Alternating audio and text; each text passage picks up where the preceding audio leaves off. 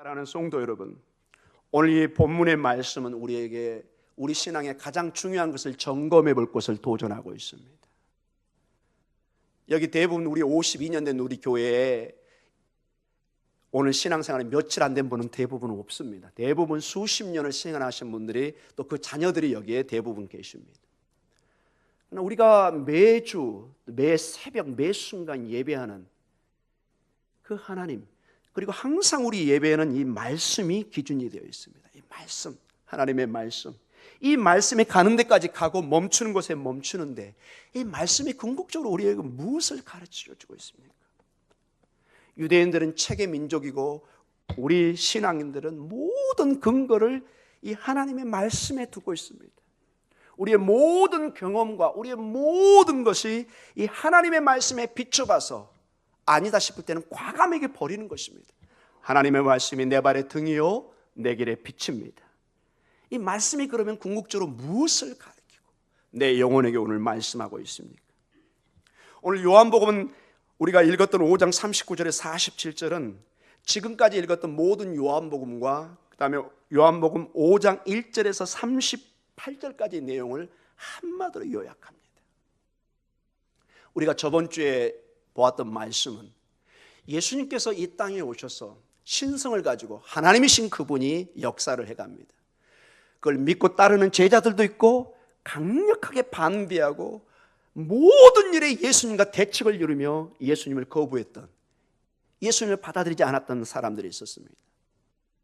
예수님이 인간이지 신이라는 이것은 신성모독이고 도저히 우리의 이성으로 받아들일 수 없다, 이렇게 그들은 주장했던 것입니다.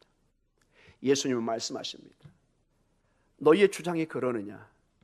나에게 신성이 있는 것, 내가 하나님이라는 것을 그러면 내가 증명하겠다. 너희의 방식으로 법정의 용어를 들어서 사람들을 초대합니다. 한번 그러면 구체적으로 법적으로 한번 따져보자. 여러분, 유대인의 법에 법정에서 증인이 한 사람이 있으면 그 법정의 효력이 있습니까 없습니까? 없다고 했습니다. 최소한 두세 사람이 있으면은 이 법정인 절차를 밟아갈 수 있습니다. 예수님은 유대법을 그대로 인용하여서 땅의 증인과 하늘의 증인을 부릅니다. 먼저 세례 요한의 그 땅의 증인을 통해서 너희가 그토록 신뢰하고 따랐던 광야에 외치는 소리인 세례 요한이 궁극적으로 가르치는 게 누구였느냐? 바로 하나님의 어린 양 예수 그리스도, 내가 아니냐? 너희가 다 알고 있지 않느냐? 그리고 예수님의 그 기적 같은 사역을 통해서 오직 하나님만이 하는 건 놀라운 생명을 살리는, 물을 포도주로 바꾸는, 38년 된 병자를 한순간에 낫게 하시는 그러한 기적을 통해서 예수님은 하나님이신 것을 증명합니다. 하늘의 음성을 통해서 하나님 아버지가 보내는 메시지를 통해서 예수님이 하나님이신 것을 증명하고 있습니다. 자, 오늘 궁극적으로 그리고 이러한 모든 것이 예수님이 하나님인 것을 증거하고 있는데 이러한 것을 거부하는 사람들에게 주님이 엄히 경고를 하고 있습니다. 유대인들은 하나님의 말씀 성경을 통해서 하나님을 예배하고 하나님을 알아가고 하나님을 찬양합니다. 그럼 마지막에 이제 근거를 댑니다. 너희가 그토록 의존하고 신뢰하는 그 말씀은 무엇을 가리키고 있느냐? 자, 오늘 우리 요한복음 5장 39절에서 40절을 같이 읽도록 하겠습니다. 같이 한번 읽어볼까요? 너희가 성경에서 영생을 얻는 줄 생각하고 성경을 연구하거니와 이 성경이 곧 내게 대하여 증언하는 것이니라. 내게 대하여, 내가 누구죠? 예수님에 대해서. 모든 성경이, 여기서 말하는 성경은 지금 요한복음 당시니까 신약은 없습니다. 여기서 말하는 성경은 구약 성경을 의미합니다. 수백 년 동안, 수천 년 그들이 받아왔던 이 구약 성경, 우리 같은 경우는 이제 신약 성경까지 합쳐서, 신구약을 합쳐서 다 성경으로 받아들입니다. 그러나 예수님 당시에는 아직 신약 성경은 없었습니다.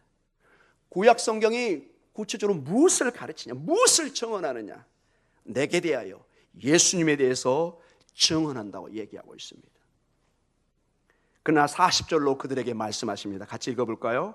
그러나 너희가 영생을 얻게 하여 내게 오기를 원하지 아니하는도다. 너희가 생명을 얻기 위해서 나에게 나와야 될 텐데 이 성경이 생명을 주는 약속의 말씀인데 그 약속의 말씀이 나를 증언하고 있는데 너희는 정작 나에게 나오지 않고 있구나. 그러니 너희에게 생명의 구원이 영생이 있을 수가 없다. 이렇게 말씀하고 계십니다. 그래서 여러분이 만약에 성경을 읽으면서 이 성경을 통해서 예수님을 진정한 하나님으로 예배하는 그러한 것을 잃어버렸을 때 우리는 모든 초점을 잃어버리는 것입니다.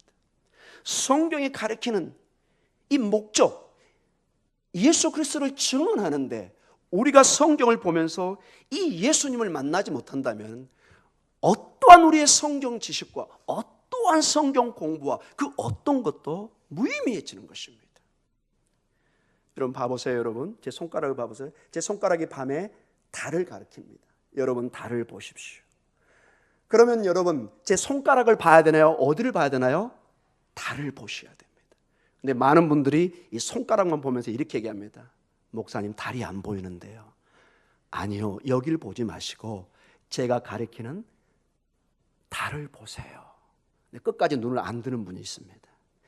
이 유대 종교 지도자들이 어디만 바라보고 있는 거예요? 손가락만 보는 거예요. 이 손가락이 가리키는 태양을, 달을 바라보면서 그 지시하는 목적을 봐야 되는데 이걸 보면서 달이 없다는 거예요. 달이 안 보인다는 거예요. 이거하고 비슷한 것입니다. 여러분 성경의 가장 중요한 목적이 뭘까요, 여러분? 우리가 그토록 귀하게 여기는 이 하나님의 말씀, 양화진 외국인 선교지 묘지에 가면은 거기에 전시물이 되어 있습니다. 150년 전, 130년 전에 이것의 복음을 전하면서 가장 중요하게 그들이 번역하고 붙잡았던 것이 하나님의 말씀이었습니다. 거기에 그 당시에 그 유품이 그대로 전시되어 있습니다. 여러분 안 가보신 분들은 꼭 한번 가보시기 바랍니다. 그때 그 원본들이 그대로 손때 묻은 그 선교사님들의 그 성경책이 그대로 있습니다. 어쩌든지 그 히브리, 헬라어 또는 그 당시에 뭐 일본어, 중국어, 영어로 되어 있던 그 성경 말씀 우리말로는 번역이 안 돼 있었습니다. 이것을 수년을 거쳐서 조금씩 번역해서 구약 신약 전체를 번역해서 그 무지몽매했던 우리 민족에게, 사실 한글은 그 당시만 해도 일반 백성들이 잘 사용하지를 못했습니다. 대부분 배운 사람, 사대부 가정들은, 선비들은 한문만 사용하면서 그들의 지식을 과시하는, 천민들은 그저 일자 무식에 문맹으로 남아있었다. 그러나 성경이 한글로 번역되면서 여러분 예배 우리가 들을 때 제일 답답한 게 뭐예요? 만약에 성경을 못 읽으면 얼마나 답답해요. 저희 어머니가 그랬습니다. 여러분, 저희 어머니가 지금 연세가 살아계시면 100세가 다 되시기 때문에 잘 많이 못 배우셨어요. 늘 이게 안타까워하셨어요. 막내야, 이걸 내가 잘 읽었으면 좋겠는데 지금 내가 다시 한글을 배우자니. 나중에 좀 배워서 띄엄띄엄 읽으셨는데 여러분처럼 이렇게 자유롭게 읽지를 못했습니다. 불과 여러분 100년 전에는 대부분 서민들은 문맹이었습니다. 글자를 모르는. 그런데 이 성경이 배급되면서 교회마다 예배를 드리면서 한글을 깨우쳐야 되겠다는 강력한 도전이 생기잖아요. 한글을 알아야만 이 말씀을 읽고 깨달을 수 있기 때문에. 그래서 거기 안내하시는 분이 이 성경 한글 번역이 우리 한글을 토착화시키고 발전시키는데 지대한 영향을 주었다. 근데 그 하나님의 말씀이 왜 그렇게 중요하길래 그렇게 번역을 하고 우리가 읽고 삼고를 해야 됩니까? 이 성경에는 여러 내용이 있습니다. 여러 가지 인간적인 면들, 뭐 시적인 면들, 뭐 율법들 많은 것이 있습니다. 그것도 중요하지만 그러나 그게 궁극적인 목적은 아닙니다. 여러분 성경의 진정한 목적은 우리 모두가 예수님을 바라보게 하는 것입니다. 예수님을 만나야 됩니다. 우린 때는 수많은 시간과 정성을 다해서 성경을 공부합니다. 저 같은 경우도 벌써 지금 성경을 공부한 지가 30년, 40년이 돼갑니다. 전문적으로 공부한 지가. 지금도 말씀 준비와 때문에 원어나 히브리, 헬라어 수많은 책들을 보면서 고민을 합니다. 그래도 끝이 없습니다. 그러나 그러한 수많은 공부가 만약에 우리가 이 성경에서 예수 그리스도를 우리 구세주로 보고 높이고 예배하는 데 실패한다면 무슨 의미가 있습니까? 저는 여러 학교에서 가르쳐 보기도 하고 유명한 교수도 많이 만나봤습니다. 같이 토론도 해봤습니다. 놀랍게도 상당히 많은 소위 말해서 유명한 교수님 중에서 이 예수님의 신성과 부활을 믿지 않는 교수가 의외로 많습니다. 통탄할 내용입니다. 그토록 그 뛰어난 머리로, 천재적인 머리로 하나님 말씀을 배우는데 마지막에 부활의 예수님을 못 믿겠다고 나옵니다. 어찌하리요, 여러분? 사랑하는 성도 여러분, 지금 유대 지도자들이, 여러분, 이 유대 지도자들은 여러분 우리가 생각하는 것보다 훨씬 깊게 공부합니다.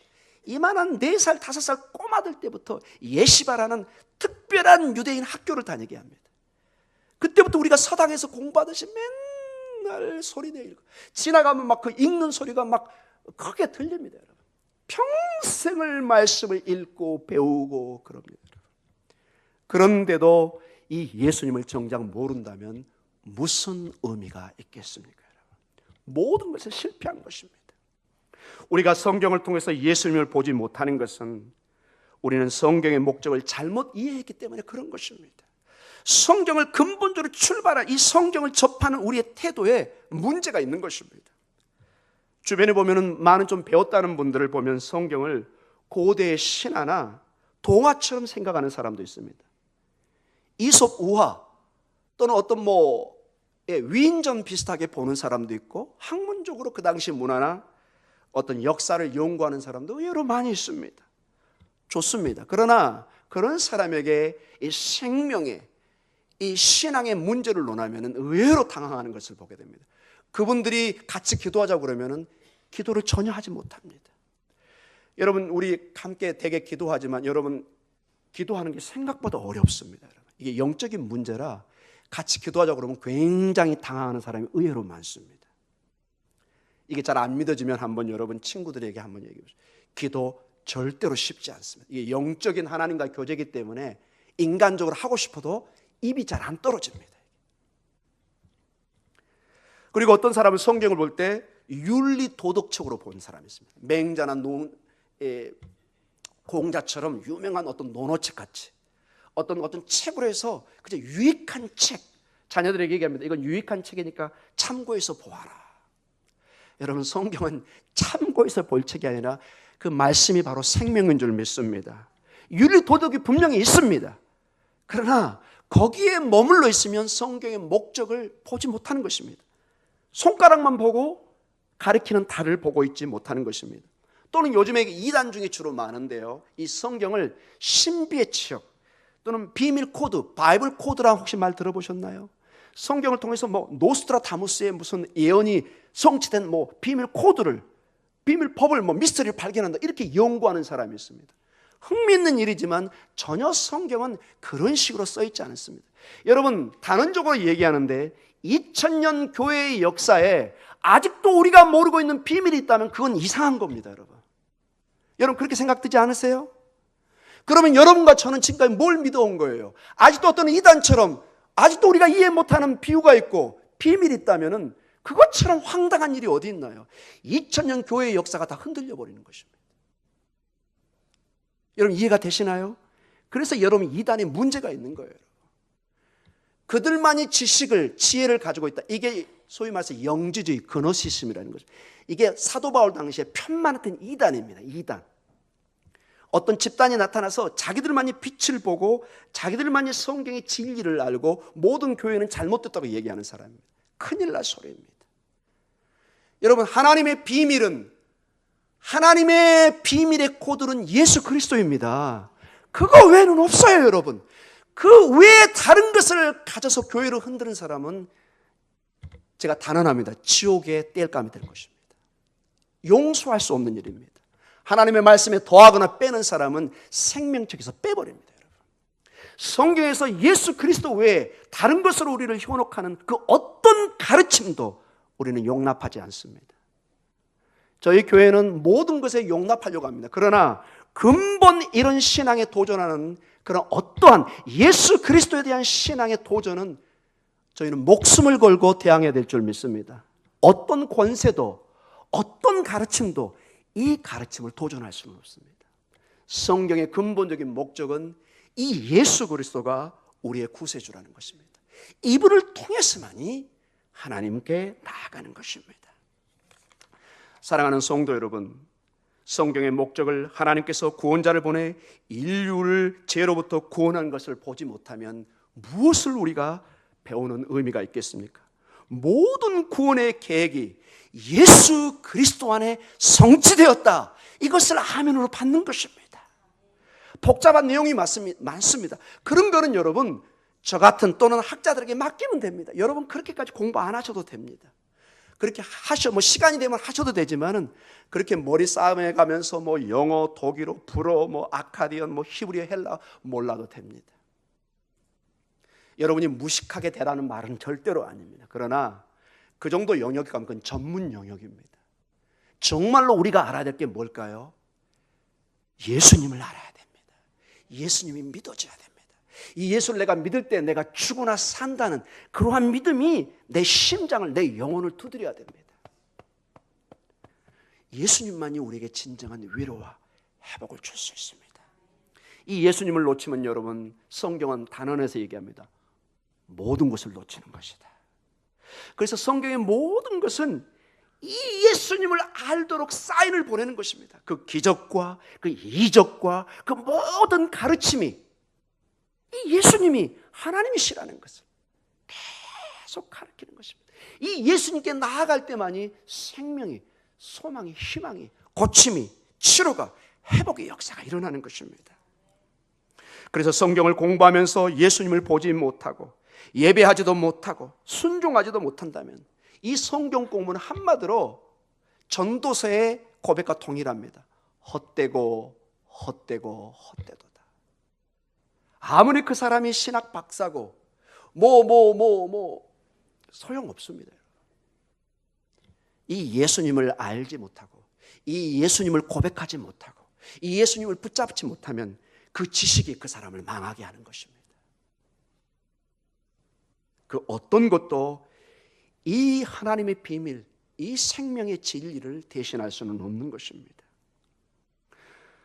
모든 하나님의 말씀은 우리가 예수님을 바라보도록 합니다.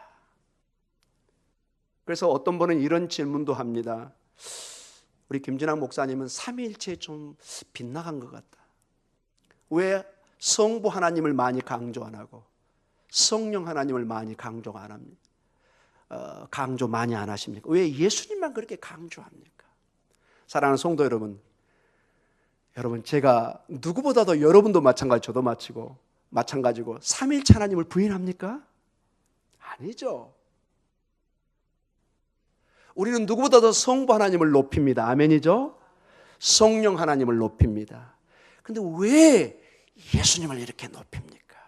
왜 그분을 그렇게 강조합니까? 첫째, 그게 성경의 가르침입니다. 가만히 한번 봐보세요.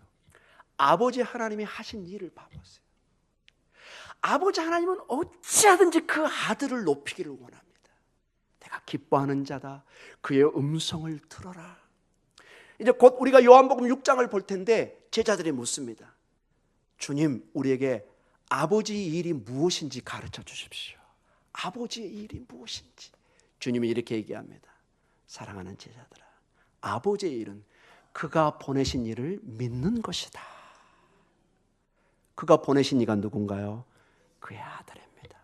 아버지는 그 아들이 높아질 때, 생명으로 높아지고 예배될 때 아버지는 하늘에 춤을 추고 기뻐합니다. 그게 하나님의 영광을 드러내는 거예요. 그게 아버지의 방법이에요. 이게 제가 이해가 어떨 때 저도 잘 안 돼서 가만히 고민하다가 이게 생각이 났습니다. 여러분 자녀들을 한번 봐보세요. 한번 제가 인간적으로 설명을 하는 것입니다. 어떤 동네 사람들이, 주변의 사람들이 여러분의 아들들, 여러분의 딸을 막 칭찬해요. 아이고 누구 아들이냐고, 누구 딸이냐고 막 칭찬을 합니다. 세상에 어떻게 저런 귀한 자녀를, 저렇게 훌륭한 자녀를 두었냐.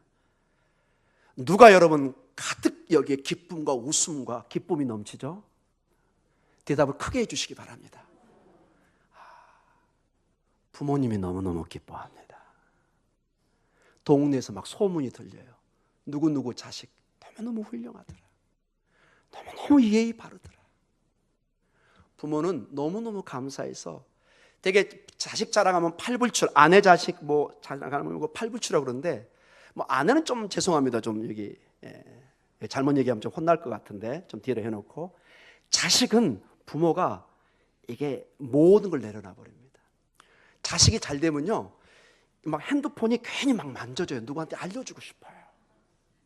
절제가 안 돼요. 여러분 아멘이죠? 자식이 잘 되면은 막 갑자기 성령 충만이 돼요. 제가 아무리 설교보다 자식 잘 되는 게 훨씬 여러분이 성령 충만돼요. 그냥 막 성령이 임재해요. 그냥 얼굴에 그냥 이게 이만큼 돼요. 그냥 목사님, 목사님. 막 은혜가 넘쳐요. 그냥 막 피부가 10년은 젊어져 있어요. 할렐루야. 자식이 잘 되면 부모는 본능적으로 기뻐합니다. 근데 가만히 보니까 아버지의 아들이 우리에게 높여지면 아버지 하나님 어떻게 된다고요? 그 기쁨을 감추질 못해요. 너무너무 기뻐합니다. 여러분 성령님도 봐보세요. 성령님도 하나님이십니다. 여러분 아멘이죠? 근데 성령이 오셔서 하는 역할을 봐보세요. 모든 것이 그 아들이 구세주라는 거, 우리의 생명이라는 걸 계속 깨닫게 하고, 오늘 여러분이 여기 오신 것은 성령의 깨달음 통해서 여기 나오신 것입니다. 여러분 사도행전 1장 8절을 가만히 봐보세요. 성령이 너에게 임하시면 뭘 받죠? 권능을 받고 그 힘을 얻어서 어떤 행동을 하죠? 예루살렘과 온 유대와 사마리아와 땅끝까지 이르러. 이제 그 다음이 중요합니다. 무슨 증인이요? 내 증인이 되리라. 여기서 내가 누구예요? 예수님. 성령이 임하여서 우리에게 힘을 주고 하시는 일이 뭐예요? 예수님을 알리게 하는 거예요. 그게 성령님의 일이라고 해요. 그분이 하나님이시고 우리의 영광을 받아야 될 분인데, 예수님을 증거하고 예수님을 높이면 이 성령님이 너무너무 기뻐하는 거예요. 와, 너희가 너무 잘하고 있구나. 빌립보서 나중에 가면 2장 쪽에 하나님 아버지께 이렇게 결정을 합니다. 세상의 모든 입이, 모든 무릎이 예수 그리스도 앞에 무릎 꿇게 합니다. 모든 입술이 주의 주요 왕의 왕이신 예수님을 고백하게 합니다. 누가요? 하나님 아버지가 그 일을 주시는 것입니다. 사랑하는 성도 여러분, 마음껏 예수님을 높이시기 바랍니다.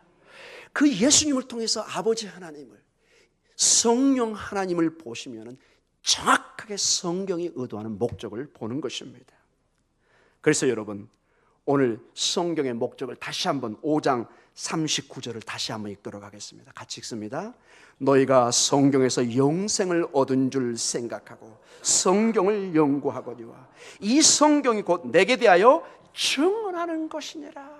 성경이 무엇이냐? 바로 나에 대해서 증언하는 것이다. 이건 절대로 성부 하나님과 성령 하나님 모독하는 게 아니라는 것입니다.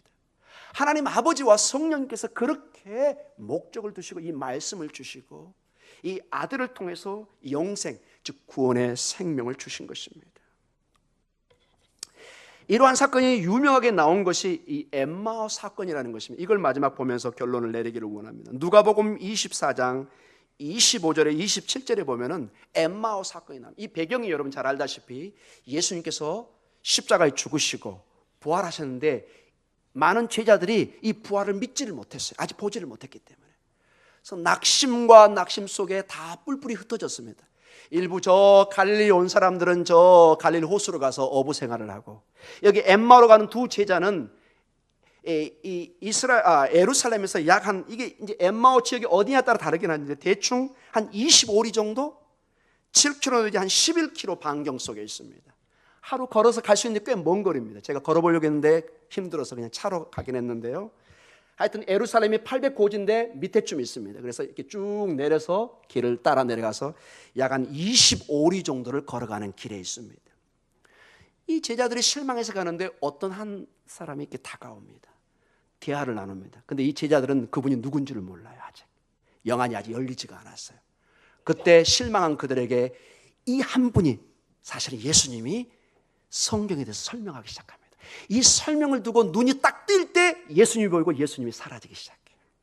자, 그 사건 한번 보도록 하겠습니다. 25절부터입니다. 이르시되 미련하고 선자들이 말한 모든 것을 마음에 더디 믿는 자들이여, 그리스도가 이런 고난을 받고 자기의 영광에 들어가야 할 것이 아니냐 하시고, 이에 모세와 모든 선자의 글로 시작하여 모든 성경에 쓴 바 자기에 관한 것을 자세히 설명하시니라. 아멘. 모든 성경이 누구에 대해서 썼다고요? 자기. 여기서 자기가 누굴까요? 예수님입니다. 옆에서 설명하는 이 성경을 통해서 우리 어르신들, 우리 모든 성도님들이 생명의 그 놀라운 그 소망을, 믿음을 오늘 다시 한번 다짐해가는 시간이 되기를 간절히 축원합니다. 성경은 다시 얘기합니다. 예수 그리스도에 관한 것입니다. 그래서 어떤 학자는 좀 지나치다 싶을 정도로 이런 얘기까지 했습니다. 성경의 구약의 모든 부분을 바늘로 찔러가지고 예수의 피가 나와야 된다. 좀 지나친 얘기일 수도 있습니다. 그러나 그 정도로 모든 말씀에서 우리는 이 십자가에 보여주신 예수님을 만나야 될 줄 믿습니다. 우리가 성경을 읽는 이유는 이 예수님을 보기 위한 것입니다. 만약 우리가 예수님을 놓치면 우리는 모든 것을 놓친 것입니다. 아무런 것도 얻을 수가 없는 것입니다. 그래서 여러분과 제가, 그리고 여러분과 제가 모인 이 교회가 마지막까지 정말로 마지막 지켜야 될 내용이 뭐냐? 어떠한 시대가 오고 가고 어떠한 변화가 있지만 변하지 말아야 될 마지막 교회에 가장 중요한 메시지가 있습니다. 바로 이겁니다. 고린도전서 2장 2절입니다. 사도 바울이 사실 이 말씀을 전하기 위해서 모든 생명을 바쳐 선교 1차, 2차, 3차 선교를 한 거, 이 메시지입니다. 여러분, 이 메시지. 고린도전서 2장 2절입니다. 같이 읽을까요? 내가 너희 중에서 예수 그리스도와 그가 십자가에 못 박히신 것 외에는 아무것도 알지 아니하기로 작정하였습니다. 아멘. 예수님이 누구라고요? 그리스도 메시아, 우리의 왕, 우리의 구세주. 여기 말에는 하나님의 아들이라는 뜻까지 들어가 있습니다. 이 예수님이 단순히 나사렛 한 청년이 아니라 그리스도 메시아라는 거예요. 왕이라는 거예요. 하나님의 유일한 아들이라는 것입니다. 그리고 그 아들이, 그 왕이 어디에 못 박혔다고요? 십자가에 못 박혔습니다. 이 일을 통해서 우리의 모든 죄사, 모든 구약의 그 수백 년 늘어오는 그 제사를 단번에 완성해 버린 것입니다. 우리는 다시는 소와 양과 염소를 가지고 와서 제사를 드릴 필요가 없습니다. 이 예수님의 피의 공로로 우리는 오늘 하나님이 정하신 그 지성소를 통해서 하나님 보좌로 바로 기도하고 나아갈 수 있을 줄 믿습니다. 어떤 거침도 없습니다. 그 누구도 중간에 필요가 없습니다. 예수님만이 우리의 중보자입니다. 예수님만이 우리의 통로요, 그분만이 우리의 진리요 생명이요, 그분만이 우리의 길이요, 그분만이 우리의 부활이 될 줄 믿습니다. 우리 교회는 어찌하든지 이 말씀, 이 복음을 붙잡아야 됩니다. 이것이 미미해 보일지 모르지만 이번 주 같은 경우는 황망한 그런 장례 때 이것이 바로 진리입니다. 우리가 죽으나 그 슬픔 속에서 희망을, 생명을, 소망을 다시 결단을 할 수 있는 것은 이 믿음 때문에 그렇습니다. 이 예수님이, 이 왕이신 메시아가 우리를 위해서 죽으시고 우리를 아무 조건 없이 그분을 믿기만 하면 하나님 나라로 인도해가는 생명을 주시는 이 은혜를, 이 은혜의 선물을 주신 줄 믿습니다. 사랑하는 성도 여러분, 이 믿음으로 승리해가는 여러분의 삶이 되시기를 주의 이름으로 간절히 축원합니다. 기도하겠습니다.